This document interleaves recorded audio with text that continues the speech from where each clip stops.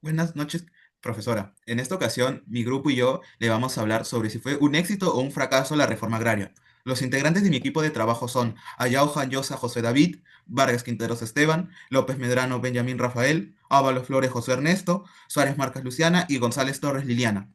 Para empezar, debemos entender el contexto histórico en el que se sitúa el gobierno revolucionario de las Fuerzas Armadas y, por tanto, la reforma agraria. El primer evento a resaltar fue la ineficacia del gobierno de Fernando Belaúnde Terry para poder ejecutar las reformas prometidas, ya sea la reforma en la educación o en la estructura del Estado. A su vez, en 1968 se va a denunciar la desaparición de la página 11 del contrato con la International Petroleum Company. Esto va a ser el desencadenante para el golpe de Estado al presidente Belaúnde Terry en 1968. De esta manera empieza el gobierno revolucionario de las Fuerzas Armadas, que va desde, como ya se mencionó, 1968 hasta 1980. Es también conocido como el tercer militarismo, ya que fue la tercera etapa en la vida republicana del Perú donde los militares ocuparon el poder. Fue dirigido en una primera fase por Juan Velasco Alvarado, siendo la que se va a resaltar en este trabajo de investigación. A su vez, fue de carácter revolucionario, antioligárquico y nacionalista, puesto que la mayoría de los funcionarios, incluyendo el propio Velasco Alvarado, se van a formar en el Centro de Altos Estudios Militares CAEM, que fue formado durante el Ochenio de Odría, que va a inculcarles a las Fuerzas Armadas un nuevo pensamiento de preocuparse por el país y por las clases populares.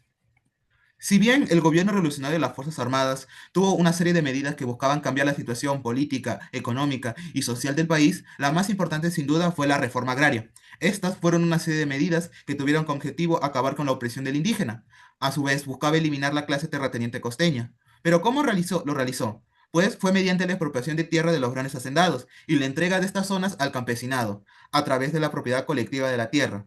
Ahora, si bien la reforma agraria fue un evento importante para la historia del país, redefiniendo cómo sería la agricultura desde ese entonces hasta nuestra actualidad, es importante cuestionarnos si realmente fue fructífera y se propuso los objetivos que tenía, o por el contrario fue un fracaso. Es por ello que nos hacemos la siguiente pregunta de investigación. ¿Fue beneficiosa o no la reforma agraria? A continuación le pasaré con mi compañera que dará a conocer nuestra postura y primer argumento. En primer lugar, la reforma agraria no fue beneficiosa, pues afecta a la productividad nacional. Esto ocurrió principalmente a la falta de logística y administración en la entrega de tierras agrícolas a los campesinos.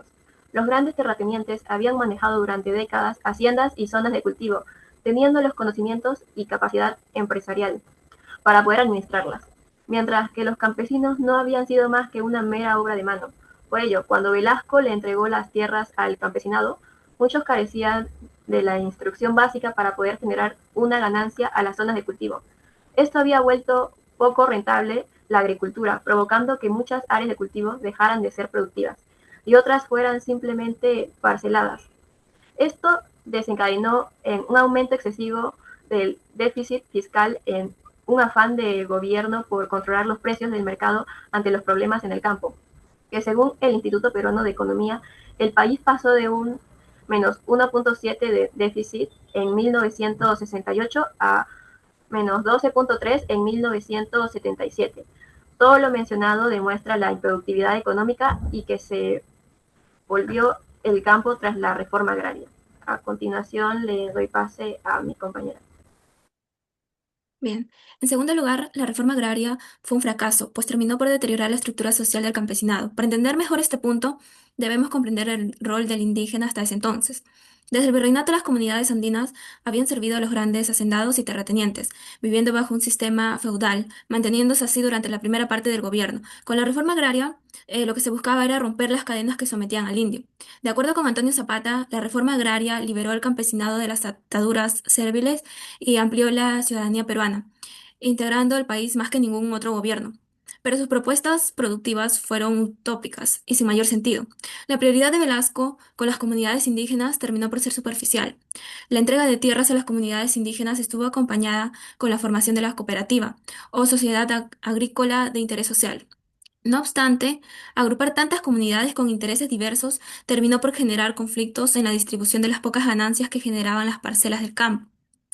Todo lo mencionado, sumado además a la crisis económica que se vivía en la sierra, terminó por acelerar la migración masiva del campo a la ciudad, donde sufrieron la misma discriminación que vivían incluso desde ya antes de la reforma.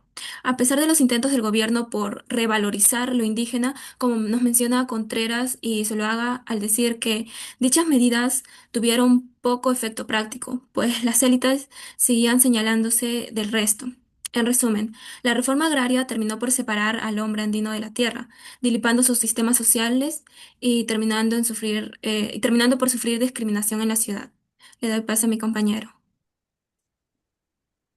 Continuando con el argumento número 3, tenemos que mencionar que la reforma agraria fue infructífera debido a que no tenía un fin, no tenía un punto a donde llegar. Es por ello que la reforma agraria se hizo con el fin de romper las ataduras del feudalismo, pero lamentablemente este gobierno, el cual tenía este fin, era autoritario y antidemocrático. ¿Debido a qué? Debido a que este gobierno ingresó por un golpe de Estado que realizó las Fuerzas Armadas, lideradas por Belaún de Terry. Ahora, la planteación o la manera en la cual plantearon la reforma agraria no tomó opiniones como las del campesino. ¿Y esto qué generó? Que esta reforma no se adaptase a los campesinos, más se adaptase a una utopía, algo que querían lograr pero no sabían cómo hacerlo. Y simplemente fue como un cambio de amo. Fue una sustitución de los señores feudales por funcionarios militares. Ahora, también cabe resaltar la destrucción de la gran producción agrícola. Esta reforma destruyó la agrícola. No hubo apoyo técnico y hubo falta de financiamiento. También hubo debilitamiento del agro como motor económico, pérdida del capital humano y experiencia, inestabilidad jurídica y, y desincentivo a la inversión y una desconfianza hacia nuestro país. Es por ello que, como menciona Zapata, los gerentes nombrados por el gobierno carecieron de estabilidad e incentivos para un trabajo eficiente. Era corriente que se nombraran a oficiales militares que, aunque tenían la mística de que carecían los gerentes civiles, ellos mismos carecían casi siempre de los conocimientos necesarios. Ahora le cedo la palabra a mi compañero. Sumado a todo lo que se ha mencionado, se eliminó la representación política tradicional del campo, la cual fue sustituida por estructuras ligadas al régimen militar, denominadas sínomos, donde se priorizaba una movilización social controlada y una propaganda populista, principalmente mediante la imagen de Tupac Amaru II, que una verdadera forma de atender las necesidades de las comunidades del interior del país, donde, como reflexionan Barberi Rodríguez y Benavente Seco en su libro La Revolución Imaginada, el fracaso de la política del Sinomos va a ser el factor vital para la desconexión entre Lima y las provincias, lo que va a facilitar el surgimiento de Sendero Luminoso en Ayacucho. Todo lo mencionado resalta la ineficiente política que generó la reforma agraria. Ahora le doy paso a mi compañero. Con todo lo anteriormente dicho por mis compañeros, podemos llegar a la conclusión de que la reforma agraria fue un rotundo fracaso, pues no solo debilitó económicamente al país, sino que también aceleró la migración del campo a la ciudad y tomó medidas políticas muy autoritarias. No obstante, nosotros no pretendemos mencionar que no era necesaria. La situación feudalista del Perú, que se vivía hasta la llegada de la reforma agraria, ya estaba llamando un cambio, pero difícilmente un gobierno militar de índole autoritario fuera el mejor para llevarlo a cabo. Aún así, el fracaso de la reforma nos lleva a reflexionar sobre nuestra situación, donde debemos aprender de sus errores para promover verdaderas reformas agrarias modernas, participativas y sostenibles en el futuro. Sin nada más que agregar, doy por finalizada esta exposición y les damos las gracias por su atención.